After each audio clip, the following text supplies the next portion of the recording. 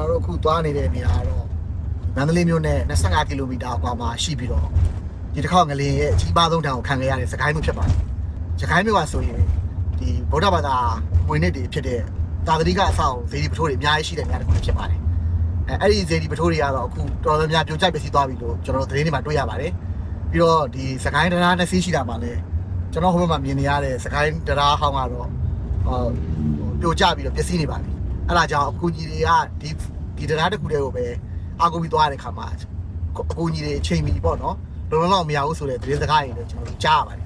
တကယ်ပဲဘယ်လိုအခြေအနေရှိမလဲဆိုတာကိုကျွန်တော်တို့သတင်းဖွဲ့ဒီနေ့သွားရမှာဖြစ်ပါတယ်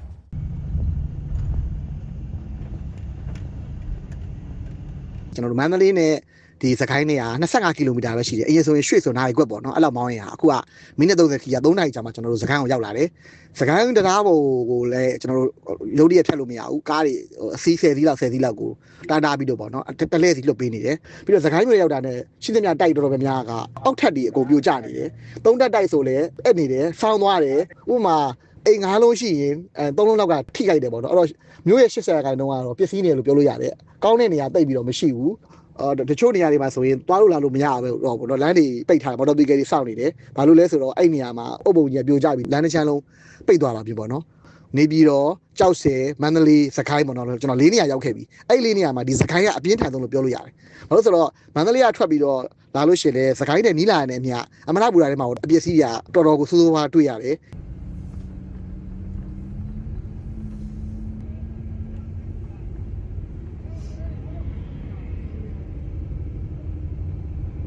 စကိုင်းမျိုးတွေကိုကျွန်တော်တို့ဆက်ထွက်လာတဲ့ခါမှာတော့ဒီ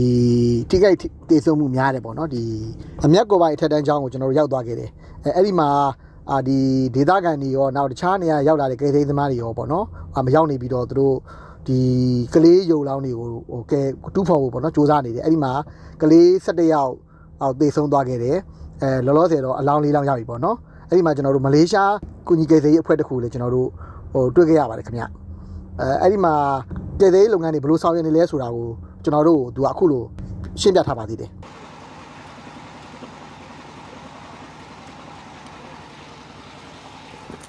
နိုင်ငံလေးရဲ့ဘော်ရီကတော့ဒီဘက်မှာညံ့နေရပါတော့။ဆရာတော့ဒီဘက်မှာညံ့နေတယ်။လက်ကကျတော့ဒီအောက်ကဒါမျိုးထုတ်ပြီး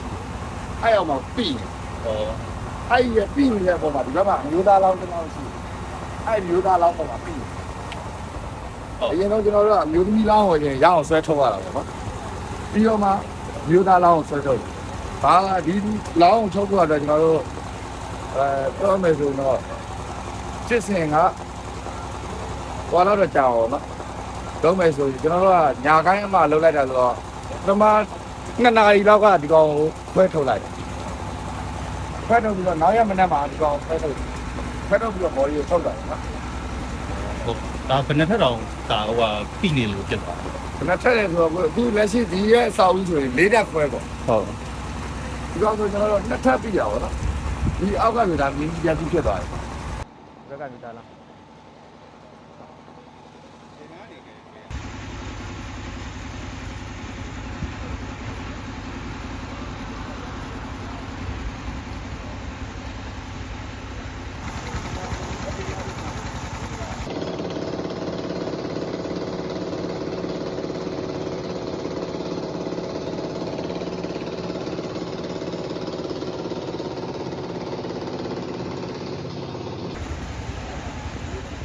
ကျွန်တော်အဲ့ရနေဆက်ထွက်လာတဲ့ခါမှာတော့နေ့လယ်ပိုင်းမှာဆိုရင်ကျွန်တော်တို့ဒီမွတ်စလင်200လောက်ပေါ့နော်ဒီဝက်ပြူနေတော့မှာအသက်ဆုံးရှုံးသွားခဲ့ရတဲ့ဗလီနှစ်ခုရှိကိုကျွန်တော်ရောက်ခဲ့ပါတယ်လက်ရှိချိန်ထိပေါ့နော်အစရင်စုစုပေါင်းဆိုအတိအကျဆိုတော့155ယောက်သိဆုံးခဲ့တယ်လို့သိရပါတယ်အဲ့ဒီမှာကုညီကယ်သေးလည်းရောက်ရှိနေပြီးတော့ဒီအစားအသောက်တွေရေသန့်တွေဆေးဝါးတွေလာရောက်လှူတဲ့လူတွေကျွန်တော်အများကြီးတွေ့ခဲ့ပါတယ်ခင်ဗျာ